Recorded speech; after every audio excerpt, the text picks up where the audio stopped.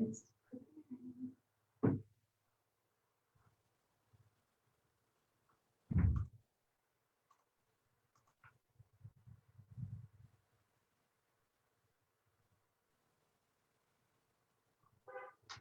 Good morning.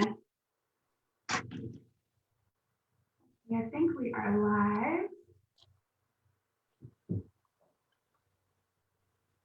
Great. Good morning, everyone. Yeah, it looks like there might be a little bit of a delay, but that's okay. Well, hi, Scott. How are you? Good morning. I'm doing good, Jess. How are you? Nice morning, isn't it? Good. Yeah, it is. Yeah, I am. I'm coming to you from my office here at Wright Brothers. It is a beautiful day outside. I think we're probably going to have another busy day here at the park. Yeah, I think so. I think it just feels so great that I think spring is finally here. You know, the birds are chirping, Yeah. the grass is turning green, the visitors are here. We're gearing up for the season. It's a fun, exciting time, and the weather today couldn't be more perfect, I don't think. Yeah, cross your fingers. I think we're going to have a wet weekend, but it's been pretty nice so far. Enjoy it while we have it. Yep. I know. Well, so this is our very first Coffee with a Ranger. So those of you who are joining us live, thank you for tuning in this morning. This is a new monthly series we're going to start where we're going to just have a nice informal chat with some of our park rangers here at our OBX National Parks and kind of get some behind the scenes looks at things that are going on here. And since this is our very first one, I thought we'd start with some introductions for those of you who don't know me and certainly don't know Scott yet. So I am Jessica Barnes-Green, and I am the director of Outer Banks Forever. We are the official nonprofit partner of your national parks here in the Outer Banks, so Cape Hatteras National Seashore, Wright Brothers National Memorial, and Fort Raleigh National Historic Site. And I come to you from my office at Wright Brothers with my Wright Brothers coffee mug. Wanted to make sure I was prepared for today. It seemed appropriate, given all the chatter about Wright Brothers this week, which we'll talk about. So Scott, you want to just introduce yourself and tell them maybe a little bit about how you got here? Sure, absolutely. So my name is Scott Babinowich, and I am the Chief of Interpretation and Visitor Services for the Outer Banks Group. So what that means in kind of park service lingo is kind of the visitor facing side of the parks, you know, everything from our visitor centers to our ranger programs to our social media presence, website work, educational programs, kind of that visitor side of the parks is what I help to manage here at Fort Raleigh, Wright Brothers, and Cape Hatteras National Seashore. I've been here at the Outer Banks Group for just about a year. It was, gosh, when the whole pandemic started when I moved. So it's been an interesting first year here, and one that went by really quickly with everything going on. But I've been an interpreter for the Park Service for about 17 years. I got my start as a college intern in Harpers Ferry National Historical Park. And then after graduation, I just simply applied to every park that was looking for a seasonal ranger and ended up bouncing around seasonally between places like Wind Cave National Park, Carlsbad Caverns, Organ Pipe Cactus. Got my first permanent position at Great Basin National Park, and I always like to throw that one out there because it's the least visited national park in the lower 48. Oh, and really? I always put into context that the closest road to Great Basin is called the loneliest road in America. So it's out there, and I'm sure quite a few people visit there, but it's a beautiful park, but you have to really want to get there. It's in the middle of Nevada, but a beautiful place. And then from there, had the opportunity to work at Grand Canyon for a while, went down to the border at Organ Pipe Cactus in southern Arizona, and then most recently it was at Vicksburg National Military Park in Mississippi before I came here. So it's been kind of a fun tour. I've had a blast doing, and my family's had fun traveling around the country. But we're so happy to be here in the Outer Banks and to be working with such great parks and resources and community and visitors. It's a pretty exciting place, and we're just so happy to be here. Yeah, that's great. I think that's your story is somewhat common in National Park Service in that our rangers, like, you move around and you get to have so many different experiences in so many different places, and then that education and that experience just comes together and makes it easier for you to jump into, new things. This is definitely not Nevada, that's for sure. That's right. Yeah, yeah. It's neat. It's you learn so many things. You're exposed to different, you know, kind of wonders of our country and our national stories, and just exposed to the way different things work. You work with a different park team at every park. You learn things, and it just makes you a well-rounded person. The more parks you work at, you just you build your toolkit, and meet some great people along the way too. That's for sure. Yeah, we were excited to have you here. So Scott actually was here on a detail, which is sort of a short-term stint at the park, and then you went back to Vicksburg for a little while. And then when the permanent position was open, we were really excited to welcome you back. I know that you and I get to work together a lot on the projects that Outer Banks Forever is helping to fund in the parks. So I just really appreciate everything that you and your team do. And so this was, I think, the perfect time for us to have you on for our very first Coffee with a Ranger. So thank you so much for being here. Oh, sure. Absolutely. I'm glad to be the guinea pig. I know, we're trying this out for the first time. So I think the most important question that I need to know, Scott, is how do you take your coffee? Well, my coffee, it's a good question. Well, I'll show you my coffee mug. As a proud resident of New Jersey, born and raised, I do have to represent the New York Giants. Tried and true to Big Blue, even though it's been a couple very difficult years for us. But we'll let you pass. Be a Giants fan. We'll let you pass with that. Yeah, it's been tough, but at least we beat the Patriots twice. I can say that. So it's funny, on any given day, I'll take my coffee. I'm perfectly fine with like Folgers and Maxwell House, and just some of that hazelnut sweetener in it, and yeah, that's pretty much it. It's funny when I go out to help wildfires out west. Coffee is such a huge thing in fire camp, and it's so funny when I get there. There's just some kind of change where it's just straight black coffee the entire time, and I don't know if it just. I don't know what it is, but it's just a complete change. Yep. Yeah. But I love coffee. It's one of those necessities, and Yeah. it's a different morning when you don't have a cup of coffee to start. That's for sure. Yeah, and I'm not gonna lie, this is not my first cup that I have here. It's a fresh cup that I made just for us today. Yeah. All right, well, I think we'll dive in. So this is an exciting week, not only because it's our first Coffee with the Ranger, but it's National Park Week. And this is a really fun week for us every year. For Outer Banks Forever, it's special too because we launched during National Park Week in 2019. So this year is actually our second birthday, which is always exciting. And I feel like we've made huge strides even through a very challenging year. Lots of things going on at our parks. We're having record visitation at the parks and just sort of changing, the landscape of how you visit and interact in a park has changed. And so we've been happy to continue to grow through that and be able to support the park and help you guys with some of those transitions, which has been great. But so National Park Week, we've had so much going on this week already. Lots of things going on around in our country as well, but certainly here at our parks, some big things going on. And when we started planning, myself and my team and talking to you and your team about what we were going to talk about during National Park Week, the National Park Service put out a great theme days for each day of the week. And so we were kind of looking at content that made sense for our parks around those days, which was really exciting. But what we didn't know was that Wright Brothers specifically was going to really be on the national stage in a way that we really weren't prepared for.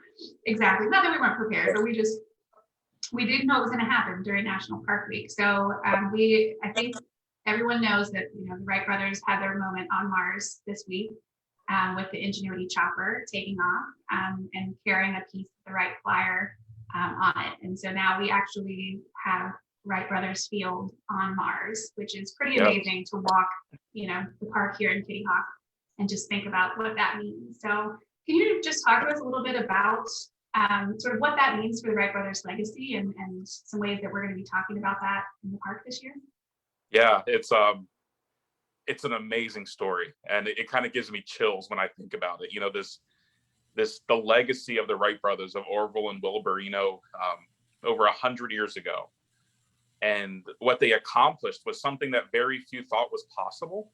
And through their ingenuity, their perseverance, their trial, applying the scientific method, in a way to kind of try out hypotheses, go back and fix them and try again, and just the determination to conquer air. The first heavier than air powered flight was a monumental achievement. And you really think about that moment, it's probably one of the most powerful moments as time has gone on in our modern history. You think about how integrated airfare, or air travel and airplanes and aerospace are in our daily lives, from travel to trade, communication. The satellites that are making this call possible right now are all a result of the legacy of the Wright brothers.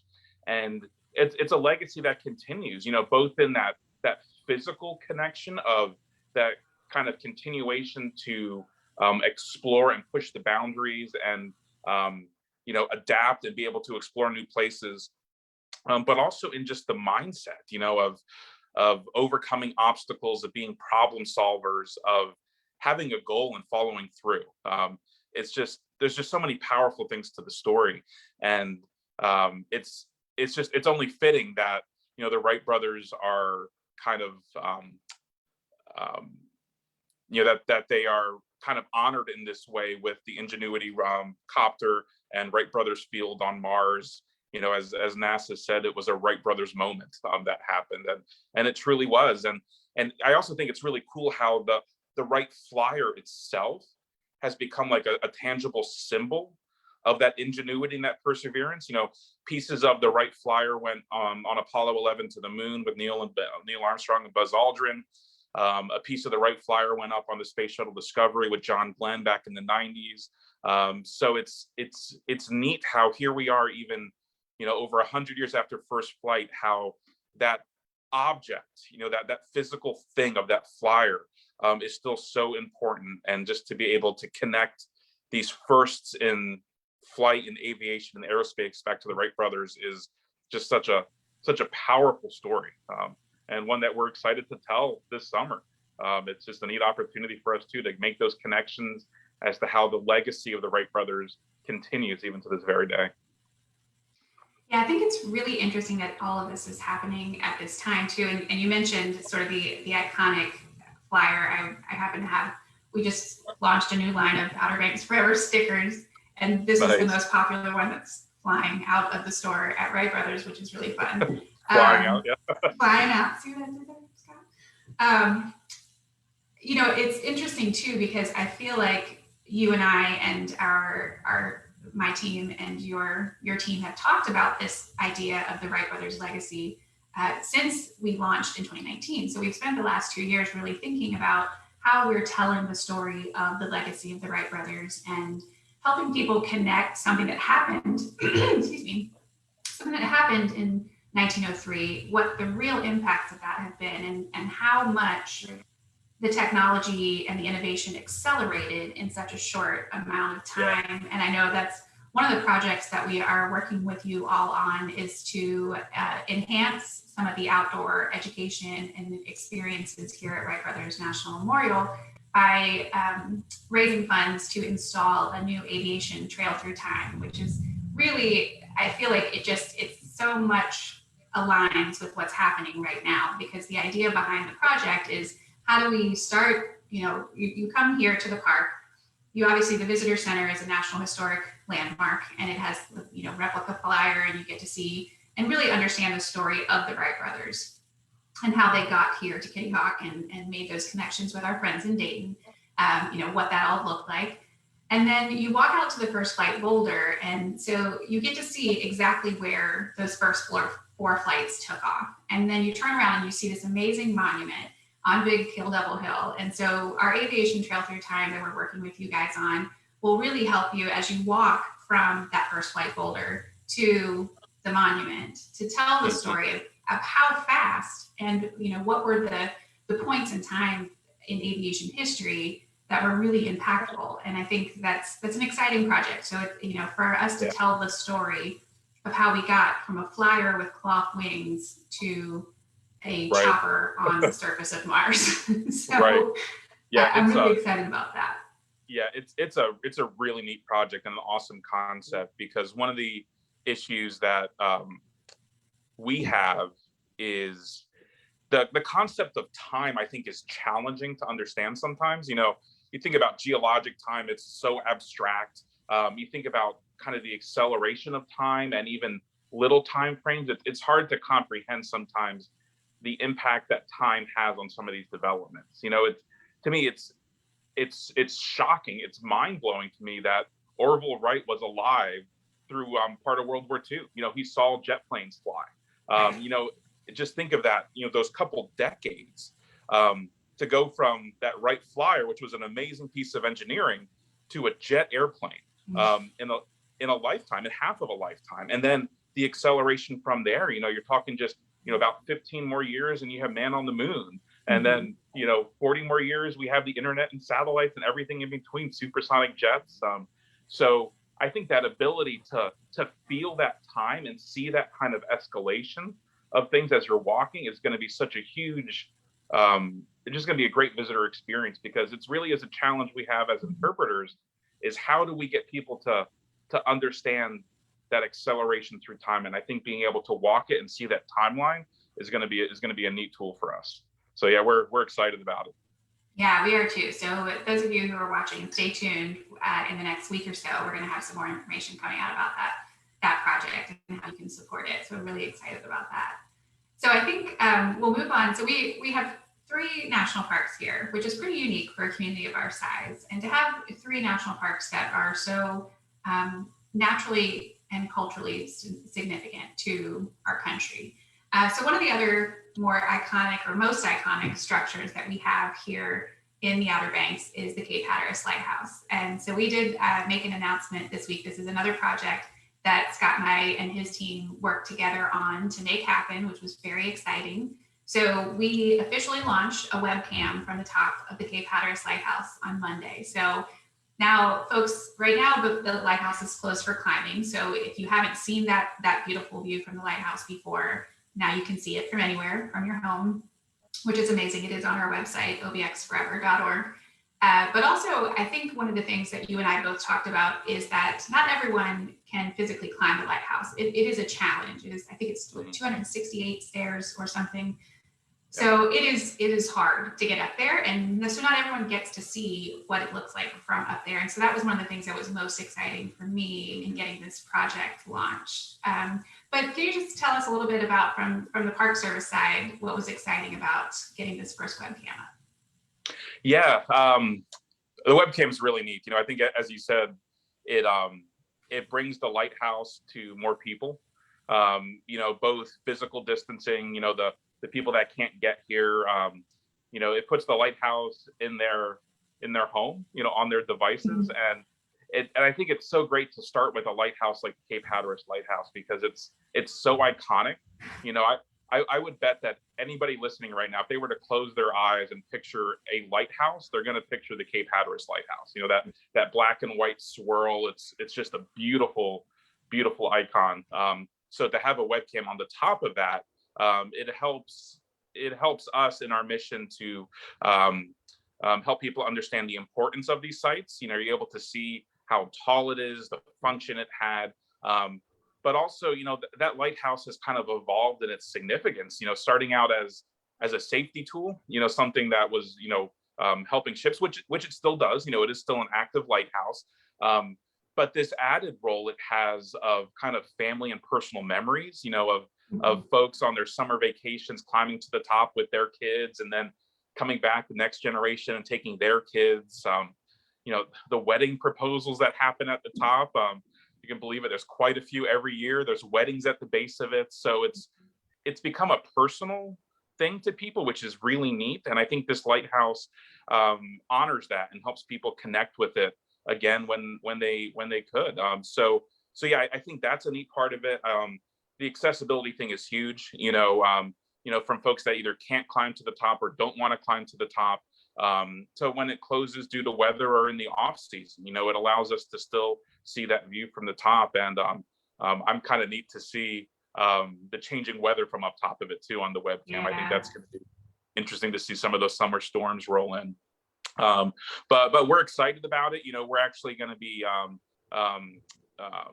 debuting a couple other options, kind of virtual ways to interact with the lighthouse over the coming weeks, because the lighthouse is in the middle of a massive restoration project. We're very fortunate that we're able to do a lot of work to the lighthouse over the coming year to fix some of the masonry, repaint it inside and outside, work on some of the metal that's been corroding in the harsh environment. And so we're very fortunate to have that project going, but because of that, it's going to be inaccessible for a little bit. So these tools are going to help people continue to make those connections just a little bit differently for the coming years. So, yeah. Yeah, and I love one thing that we talk about is the view of the webcam also looks straight down the path of the move. So from the original site to the site where it is now. And it's still, I think, amazing to everyone, to people everywhere, that a structure like that could just be popped up on some wheels and moved.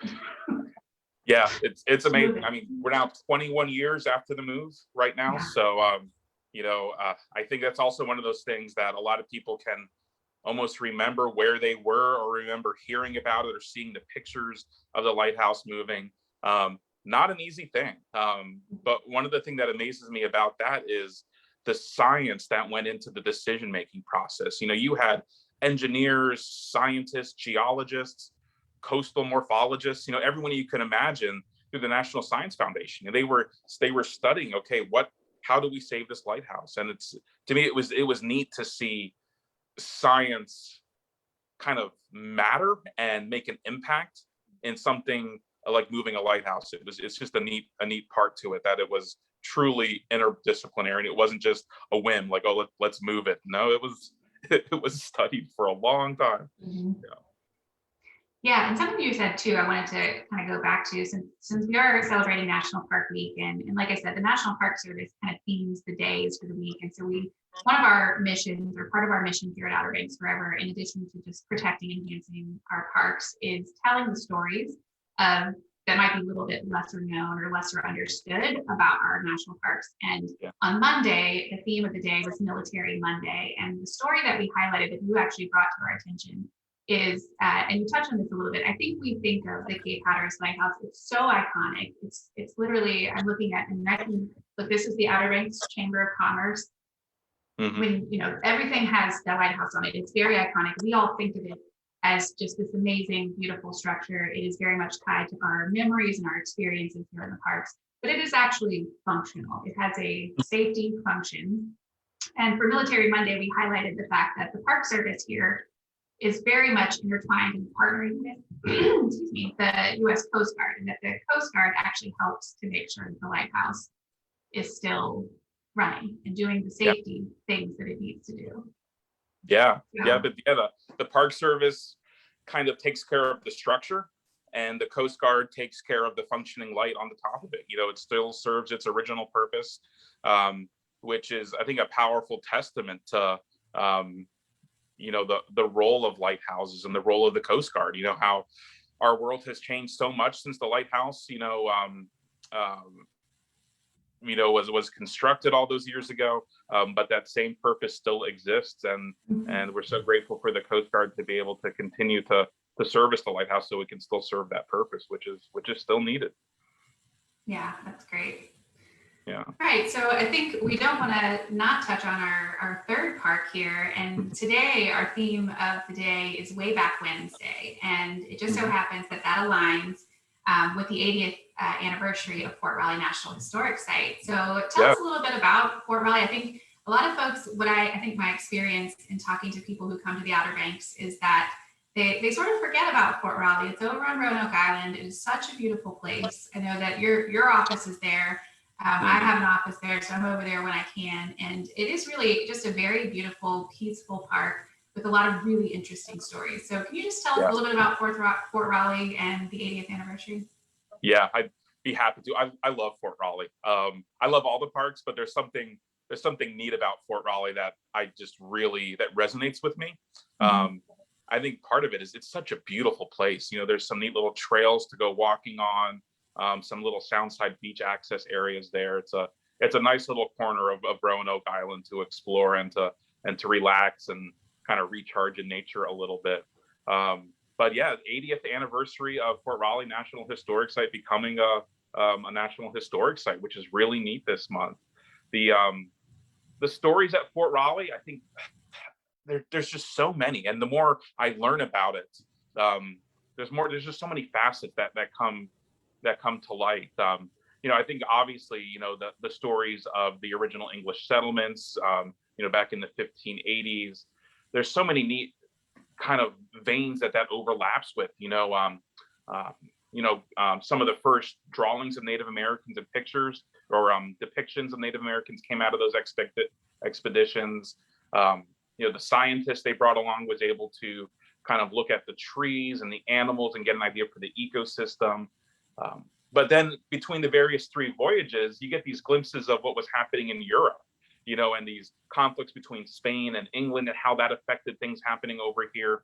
So it's a neat little window into almost like early, world politics, what was happening and how that impacted the colonies, the establishment of the colonies. So I think that whole story is fascinating. The fact that we really don't know concretely, what happened to that last group of colonists, I think is neat. It's neat to think about how some of the earliest European stories on this continent aren't fully answered just yet, which is kind of humbling and exciting at the same time. And the fact that people are still trying to figure it out. New hypotheses come out every couple years. People are finding, I won't say clues, but insights into what might have happened every once in a while. So it's something that's still being discovered. And so you have a lot of research going on. You have archaeological research that still is ongoing, trying to find evidence of the colonies and what we can learn. One of the neat things that I discovered as I was doing some research into the kind of archaeological investigations is, I think Fort Raleigh will always kind of be in the shadow of Jamestown. Jamestown, the bigger settlement that was, I guess, mildly more successful than Fort Raleigh. But Jamestown became pretty well known in the last couple of decades because of the archaeological research that went on. And they thought they lost the fort and they found it. And those archaeologists that were part of that initial discovery, they kind of got their start here at Fort Raleigh. They were the first, they were investigating the grounds here first, learned their practices, were able to learn what they're looking for and then use their skills and did those great things up there. So there's those neat connections that are going on with it. And the stories that are there, during the Civil War, coming previously from a Civil War park, there's so many layers of stories and fascination with the American Civil War.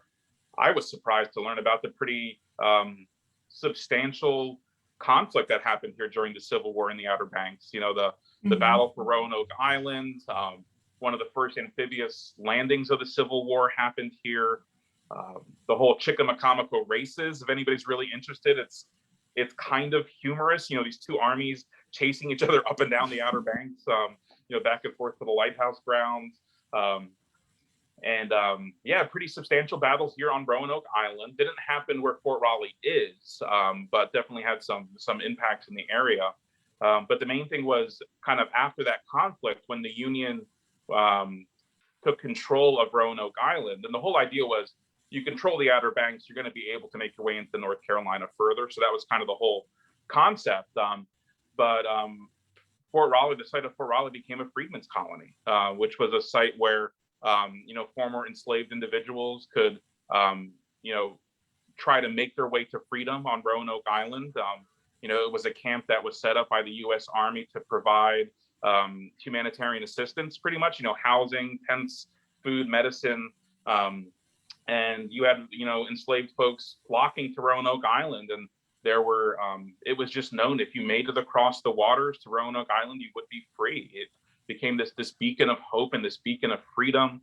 I think what's neat about that too is quite a few folks that were in the Freedmen's Colony actually joined up with the United States colored troops to help, in a sense, end the Civil War, in a sense, really fighting for the freedom of their kind, which is just a powerful statement.